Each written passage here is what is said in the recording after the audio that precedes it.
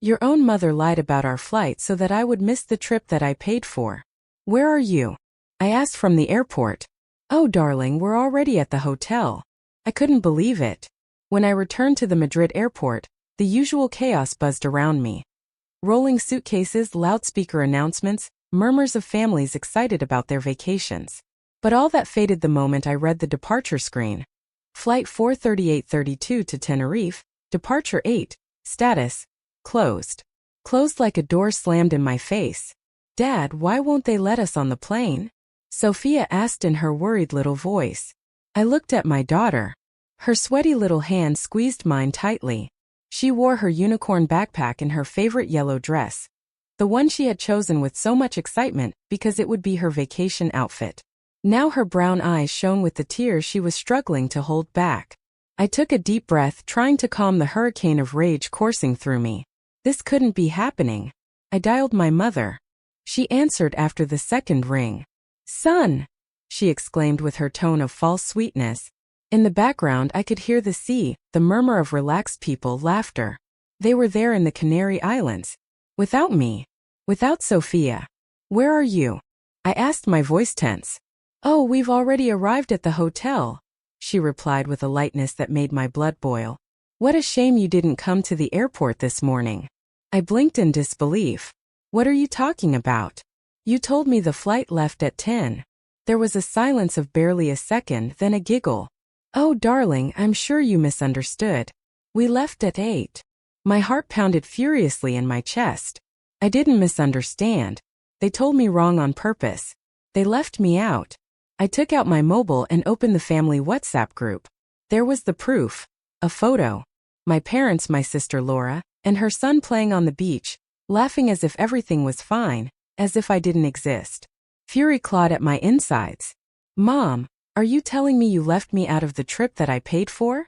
She sighed. Don't be dramatic, son. We'll see each other when we get back. I didn't think. I hung up. I stood there in the middle of the airport, phone still in my hand. People passed by me in a hurry with suitcases, with excitement for their own trips. I just felt a huge emptiness in my stomach. Dad, Sophia whispered. I looked down. My little girl was watching me, her lips trembling, her little hand still holding mine. And then I understood everything. They hadn't just screwed me over. They had done this to Sophia. The lump in my throat transformed into something cold and sharp. We're going to have breakfast, sweetie, I said firmly, stroking her hair. And then we'll see. But something inside me changed. This was the last time they would take me for a fool. We had breakfast in a cafe near the airport. Sophia stirred her hot chocolate listlessly, staring at the foam that was slowly dissolving. I barely touched my coffee. The rage kept me too alert to eat. Dad, she murmured at last, her voice trembling. They left us because they don't love us. I closed my eyes for a second. Damn it, my daughter shouldn't have to carry this useless burden. No, honey, that's not it, I replied, forcing myself to smile. Sometimes people do selfish things. But you and I are going to have our own vacation, okay? Just the two of us. She nodded, although her little face was still sad. And at that moment I decided this wasn't going to stay like this. I took out my mobile and started rereading the messages from my parents and Laura about the trip. I couldn't believe I hadn't seen the signs before. A month ago, Mom. Don't worry about anything, son, we'll organize everything. Just send us the money. Me? Sure, I can buy the tickets right now. Mom. No, Dad has accumulated points, and besides, Laura found an incredible offer at the hotel. It's better if we do it. Sending a kiss. 2 weeks ago, Laura. Don't forget to send me Sophia's details for the tickets. Me. You've already had them since last week, Laura. What a head I have. LOL. 3 days ago, me. What time is the flight exactly? Mom. At 10 in the morning. Don't worry. Lie. Inconsiderate. I squeezed my mobile so hard my knuckles turned white. Sophia looked at me sideways. So I forced myself to take a deep breath and relax my shoulders. Then I saw that Laura had been online a minute ago. Perfect. I wrote a message, me. Laura, why did you give the wrong time for the flight? I saw the 3 dots appear. Laura, don't exaggerate, Mark. It was a misunderstanding. Me. Misunderstanding nothing. You know what you just did to Sophia? You explained to her why her own family left her behind. Silence. 2 minutes passed, then the message that drove me over the edge. Laura? There you go with your drama again. Relax, we were all very tired with the preparations. We couldn't be aware of everything. I let out a dry laugh. Tired. They were tired, and I had paid 7,000 euros for this trip. I looked at Sophia, who was nibbling her croissant listlessly. That's it. I took out my bank card and without hesitation, entered my payment app. Cancel automatic transfers to my parents' account. Cancel payments for Laura's son's daycare. Cancel Netflix and Spotify subscriptions that were still in my name. Goodbye, opportunistic people. I took a last sip of my now cold coffee and smiled at Sophia. Do you want to go to Warner Brothers this weekend? Her eyes lit up immediately. Really? Of course. I winked at her. We're going to have a vacation, and this time we're going to enjoy it as we please. On my mobile, a new message from my mother. Mom. Mark, what happened with this month's transfer? I chuckled and left my mobile face down on the table. She'll find out. The next day my mobile wouldn't stop vibrating. Incoming call, Mom. Incoming call, Dad. Incoming call, Laura. Predictable. I knew exactly why they were calling. They would have realized that the automatic transfers had disappeared as if by magic. I didn't answer. I left my mobile on the table and continued playing with Sophia at Warner Brothers. Between laughter, roller coasters, and cotton candy, I realized something. I hadn't felt like this free in years. But the tranquility didn't last long. When we got home that night, I opened my mobile and saw almost 40 unread messages in the family chat. Mom. Son, there's a problem with the bank. This month's transfer didn't arrive. Can you check it? Dad. Mark, call me. There's an urgent matter. Laura. Mark, what the hell is wrong with you? The daycare told me that the payment hasn't been made. What are you doing? What am I doing? I'm stopping being their ATM. I decided it was time to confront them, so I dialed my mother's number. She answered on the first ring. Mark. Her tone was a mix of surprise and false concern. Son, darling, I was very worried. Why? I asked coldly. Well, because you didn't make the transfer for the month. You know your father and I depend on that. I smiled bitterly. Wow, how curious, I said sarcastically. I spent all day at the amusement park with Sophia, and I didn't remember that I had a family that only calls me when they need money. There was a tense silence. Son, don't say those things. Her voice changed to a more serious one.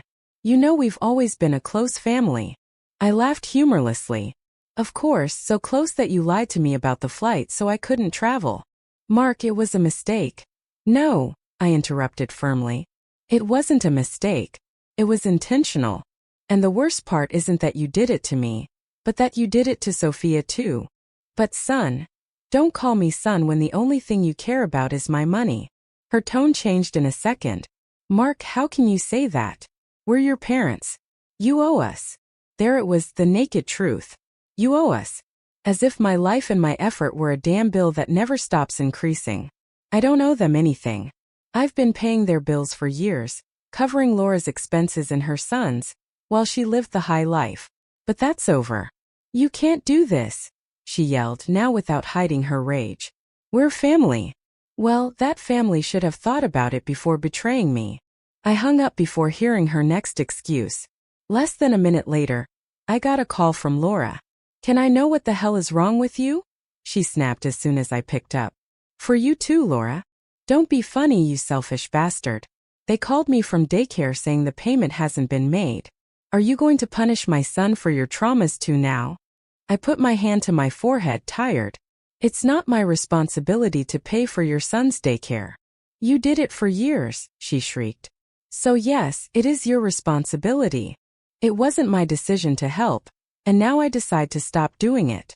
You can't do this to me. I'm not doing it to you. I'm doing it to myself because for the first time in years I'm choosing myself. There was silence on the other side. You know what, Mark? Her tone now sounded venomous. You're an unbearable selfish person. I smiled calmly.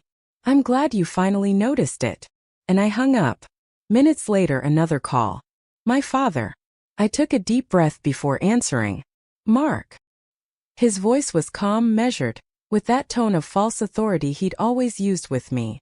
Listen, I know you're upset, but you can't leave your family in the lurch like this. And you didn't leave me in the lurch when you lied about the flight? That was a confusion, not a decision. Just like mine to stop supporting you. Mark, we are your parents. And I am your son, not your bank account. You can't do this, he repeated, his tone becoming more aggressive. If you abandon us now, don't expect us to be there for you when you need us. I laughed. Wow, and I thought family was unconditional love. My father snorted in frustration. You're ungrateful. Everything we've done for you. Don't make me laugh, Dad. I was only useful when I started making money. You always treated me differently from Laura, and we both know it. Another silence, then a sigh. Don't call us again. That's the best thing you've told us in years. And he hung up. I turned off my mobile and let myself fall on the sofa. Sophia was sleeping soundly in her bed. Unaware of the war that had just broken out, I stared at the ceiling, feeling something strange in my chest. Not guilt. Not sadness. Just peace. It was over, and for the first time in a long time I was free. The silence of the morning felt strange, as if the world was waiting for my reaction. But I had no intention of exploding. No more. I got up carefully, trying not to wake Sophia, and went to the kitchen. I needed coffee and a moment to think. While the coffee maker dripped, I took my mobile and checked the messages. 27 missed calls, almost 40 messages in the family chat. Nothing like, "How are you, son?" Or "Is Sophia okay?" Just complaints, demands. Mom. Mark, there's a problem with the bank. This month's transfer didn't arrive. Check your bank. Dad. Mark, call me. We need to talk. Laura. Mark, what the hell is wrong with you? The daycare just told me the payment hasn't been made. Have you gone crazy? Crazy? No. For the first time in a long time, I was completely rational. The beep of the coffee maker pulled me out of my thoughts. I poured a cup, and before I even took a sip, another message arrived. Aunt Isabel. Mark, I just spoke to your mother. She's hysterical. They can't pay the mortgage this month. She says you should call her immediately. There it was. Barely 48 hours after I cut them off, and they were already feeling the consequences. I sat at the table with my coffee and let reality hit me. I always gave them everything, but who helped me when I needed it most? The answer came in the form of a painful memory. 3 years ago. It was night. I was sitting in a hospital room with the lights flickering overhead. The smell of disinfectant was suffocating, but no more so than the reality in front of me. Marta lay in bed, pale and dry-lipped. Don't make that face, love, she whispered with what little strength she had left. I took her hand, cold as marble. I can't help it. Yes, you can, she smiled weakly. You've always been stronger than you think. I swallowed. I didn't want to be strong. I wanted her to live. Sophia needs you, Marta. I need you. Sophia needs you, she whispered. And you're going to do it right. The machine beside her began to beep at a different rhythm. Everything in my world stopped. I love you, Mark. And then silence. An icy emptiness enveloped me, swallowing everything I was. 2 months later, Marta was gone, and I was left alone. Alone with Sophia. A 3-year-old girl who still didn't understand why mommy didn't come to say goodnight anymore. A broken man who had to pretend to be strong. I ran my hand over my face, trying to erase the burning in my eyes. Marta was right. I had always been strong, but I had never been strong for myself until now. Sophia came into the kitchen, rubbing her eyes with her little hand. Good morning, princess. Dad, I dreamed of mommy. My heart stopped for a second. Yes? And what was she doing? Sophia smiled sweetly. She took us to the sea, and she told me she would always take care of us. I pressed my lips together, fighting the lump in my throat. That sounds beautiful, sweetie. She nodded and snuggled against my chest. That was all that mattered. Not my family of leeches. Not their problems. Just Sophia. That afternoon, after a walk with Sophia, I found my mother waiting at the door of my apartment. Next to her, my father, arms crossed and scowling. Mark, she exclaimed, getting up quickly. We need to talk. We have nothing to talk about, I said coldly. I tried to pass, but my father stood in my way. Don't be like that, son. We're your family. I looked at him steadily. Before, his presence would have made me feel guilty, but not anymore. Let me guess. You can't pay the mortgage, right? They exchanged uncomfortable glances. Well, yes, my mother admitted. But if you let us explain. I'm not interested. My father snorted in frustration. Mark, listen to me. If you abandon us like this, don't expect us to be there for you when you need us. I laughed. You were never there when I needed you. My mother looked offended. How can you say that? Everything we've done for you. Oh yeah. I crossed my arms. Where were you when Marta died? Silence. Where were you when I had to work until dawn and get up 3 hours later to take care of Sophia alone? Only silence. Where were you when I was drowning, when I needed help, when Sophia asked about her mother and I didn't know how to answer? More silence. They shifted uncomfortably, not knowing what to say. I looked at them with disdain. Don't come to me now with the family thing. Family doesn't use their children as ATMs. I took a step toward the door and opened it. Oh, and by the way, I turned to look at my mother. Sell the new car. You don't need it. My mother's face fell apart. I closed the door firmly, and for the first time in years I felt free. The silence in my apartment felt deeper after closing the door in my parents' faces. I stood still for a few seconds, my hand still on the doorknob. They didn't call. They didn't knock on the door. They didn't try to insist. They knew they had lost.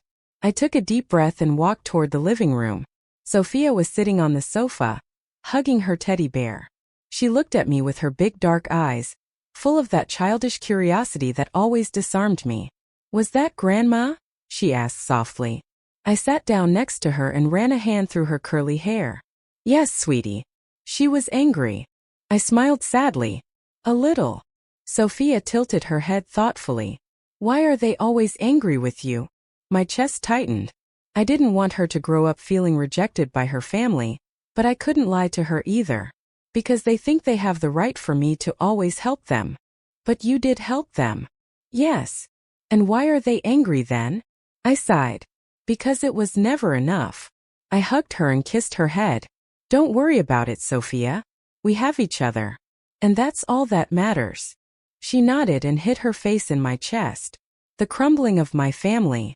I didn't expect it all to come crashing down so fast. My Aunt Isabel sent me a message. Aunt Isabel. Your parents came to ask me for money. They told me they're behind on the mortgage and the bank is pressuring them. I smiled ironically. The luxury car they bought 2 years ago with my money didn't seem like such a good idea now, did it? Laura. Mark, seriously, let's talk about this. This isn't funny anymore. The daycare gave me a deadline until the end of the month. If I don't pay, my son loses his spot. I read the message calmly and replied with 2 words. Not my problem. 5 minutes later, I received another message. Laura. You're selfish. I can't believe you're so cruel. We're your family. I didn't reply. Family means nothing when they only see you as an ATM. Day 7 without my money. Mom. Mark, your father is very ill. The stress of all this is affecting his heart. Please talk to him. I lay back on the sofa and looked at the message expressionlessly. The old guilt trip, the emotional blackmail, always the same. If my father were really serious, they would have called an ambulance, not me. I didn't even bother to reply. Day 10. While working in my office, I received a call from an unknown number. I answered without thinking. Mark Alvarez? Yes, who's speaking? I'm Marcos Diaz, a lawyer.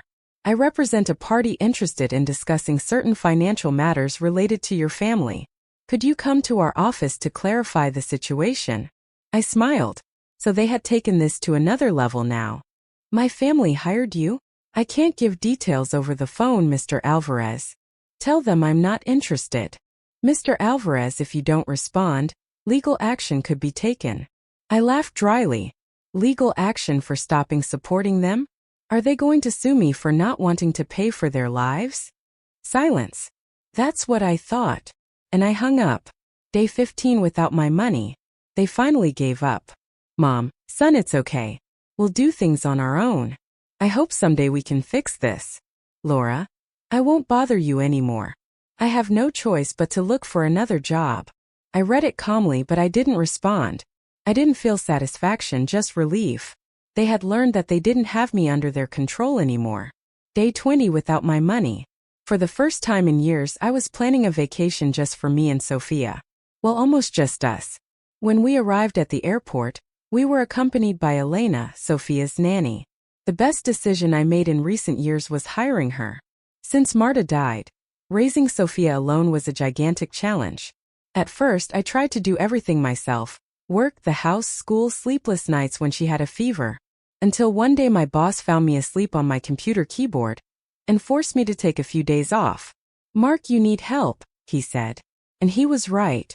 After months of refusing, I finally hired Elena, a patient, sweet woman with enough energy to keep up with Sophia. She wasn't just a nanny. She had become part of our little family. "Are you ready for the beach, princess?" I asked, lifting her into my arms. "Yes, Daddy. I'm ready too," Elena said with a smile. "But let's not forget the sunscreen, huh?" I laughed. "Yes, ma'am." Sophia took my face in her little hands and kissed my cheek. "I love you, Daddy." "I love you too, sweetie." We headed to the gate. This time, no one was going to leave us behind. We boarded the plane, and as we took off, I left all the weight of my family behind in the city. The sea awaited us. Freedom too.